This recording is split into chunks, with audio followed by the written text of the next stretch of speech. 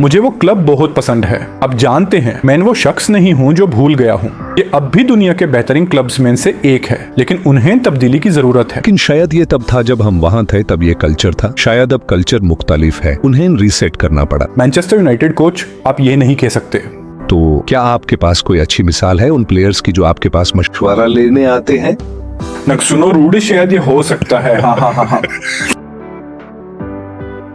मैं यूनाइटेड। चलिए वापस चलते हैं। आप वापस मैं यूनाइटेड गए। हमने फोन पर बात की जब आप मैं यूनाइटेड के लिए साइन करने जा रहे थे, जब आप वापस आने के लिए मुज़ाकरात कर रहे थे, और मेरी बीवी मुझे रात 1 बजे मारना चाहती थी। आप और मैं, हाँ क्या हो रहा है? आप इसे सिर्फ सॉर्ट आउट कर सकते हैं। आपने आखिर में यूनाइटेड के लिए साइन किया। शुरू में ये आपके लिए एक खूबसूरत चीज होनी चाहिए थी, क्योंकि मुझे याद है फोन पर आप बहुत खुश लग रहे थे, और फिर जाहिर है ये थोड़ा खराब हो गया। हमें थोड़ा इंसाइट दें। क्या आपको लगता है कि आपने जो कहा था इंटरव्यू में जब आप पहली दफा चले गए थे, उसमें आप सही साबित हुए हैं? ये साबित करना कि मैं सही हूं या गलत, ये अब मेरा मसला नहीं है। मैंने जो कहना था कह दिया, और मेरे लिए ये खत्म हो गया। लेकिन सच कहूं रियो, जो मैं मैनचेस्टर के लिए चाहता हूं, वही मैं अपने लिए चाहता हूं कि वो फिर से बेहतरीन टीम बन सकें, और मुझे वो क्लब बहुत पसंद है। आप जानते हैं, मैं वो शख्स नहीं हूं जो भूल गया हूं। जब मैं वहां वापस गया, मैं बहुत खुश था। मैंने बहुत अच्छी परफॉर्मेंसेस दी। अपने पहले सीजन में 4 गोल्स के साथ मैं लीग का तीसरा बेहतरीन स्कोरर था।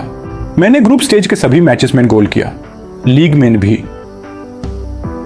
मैंने 17 गोल्स किए, हर गेम में गोल किया। मैंने बहुत अच्छा किया। लेकिन जैसे मैंने आपको बताया, मैनचेस्टर को दोबारा से सब कुछ बनाना पड़ेगा।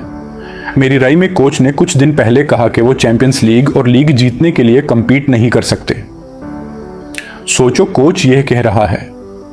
अगर आप मैनचेस्टर यूनाइटेड के कोच हैं, आप ये नहीं कह सकते कि आप लीग या चैंपियंस लीग जीतने के लिए नहीं लड़ेंगे। आपको मेंटली ये कहना चाहिए, सुनो शायद हम में वो पोटेंशियल नहीं है, लेकिन मैं ये नहीं कह सकता कि हम कोशिश नहीं करेंगे। आपको कोशिश करनी पड़ेगी। लेकिन शायद ये तब था जब हम वहाँ थे, तब ये कल्चर था। शायद अब कल्चर मुख्तालिफ है, उन्हें रीसेट करना पड़ा, क्योंकि स्टैंडर्ड्स नीचे चले गए हैं, एक्सपेक्टेशंस नीचे आनी चाहिए। बिल्कुल, शायद इसीलिए मैं कहता हूँ कि इस क्लब को दोबारा से बनाने के लिए वक्त चाहिए, क्योंकि ये अब भी दुनिया के बेहतरीन क्लब्स में से एक है, लेकिन उन्हें तब्दीली की जरूरत है, और वो समझते हैं कि यही एक रास्ता है। और इसीलिए आप देखते हैं कि उन्होंने क्लब की स्ट्रक्चर, प्रेसिडेंट, इंफ्रास्ट्रक्चर्स और सब कुछ दोबारा से बनाना शुरू किया है। क्लब के ओनर्स ने ट्रेनिंग में इन्वेस्ट किया है। तो मैं खुश नहीं हूं कि सब कुछ कैसे हुआ, लेकिन इसी तरह हम अपनी जिंदगी के कुछ पॉइंट्स को कंट्रोल नहीं कर सकते। लेकिन ये हो चुका है। और मैं दोबारा कहता हूं, मैं अब भी मैनचेस्टर यूनाइटेड से प्यार करता हूं, और मैं उनके लिए बेहतरीन की दुआ करता हूं। आप स्क्वाड में उम्मीद कहां देखते हैं? जैसे आप उनके स्क्वाड को देख रहे हैं, गनाचो को देख रहे हैं। मैं अटैकिंग प्लेयर्स की बात नहीं कर रहा। और आप सोचते हैं शायद पहले वहां देखेंगे वो रेस्टोरेंट्स, हाईलैंड्स। आप ये देखते हैं और सोचते हैं ठीक है, वहां उम्मीद कहां है? मुझे लगता है कि फ्यूचर ब्राइट होगा। ब्राइट, लेकिन ये सिर्फ टैलेंट्स पर डिपेंड नहीं करता, ये उसे ज्यादा है। ये क्लब है सब कुछ, सिर्फ प्लेयर्स नहीं। क्लब सब कुछ एक साथ यूनाइटेड होना चाहिए। उन्हें नीचे से दोबारा बनाना पड़ेगा, वरना वो कंपीट नहीं कर सकते। हाँ, वो अच्छा काम कर सकते हैं। हाँ, वो कराबाओ या कुछ और जीत सकते हैं, लेकिन चैंपियंस लीग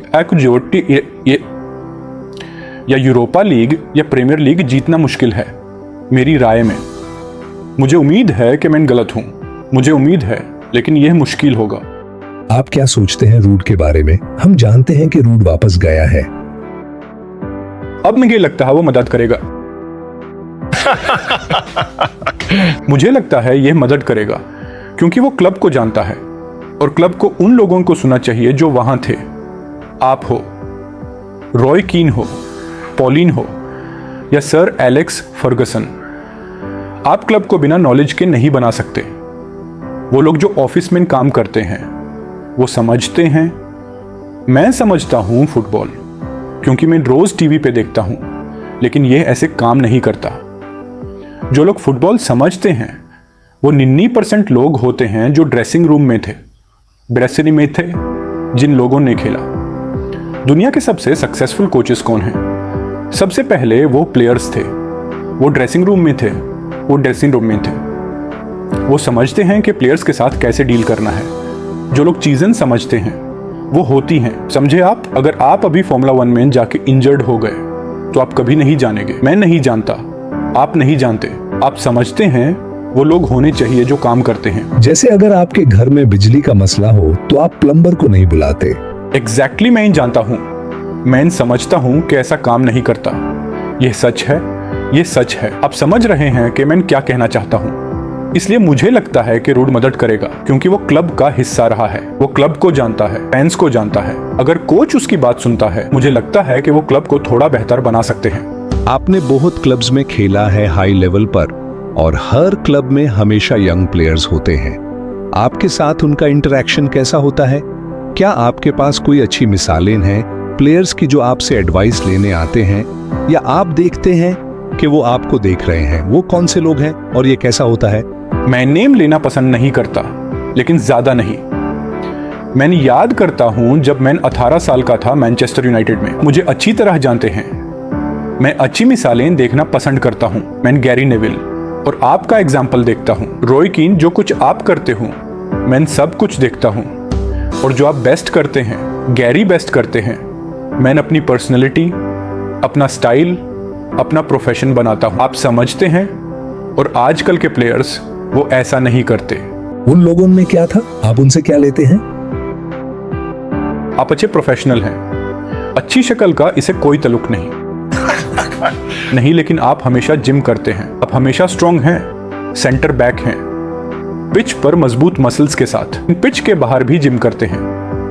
मैं याद करता हूं कि आप लंबा आदमी थे, लेकिन स्ट्रांग ऑब्स के साथ।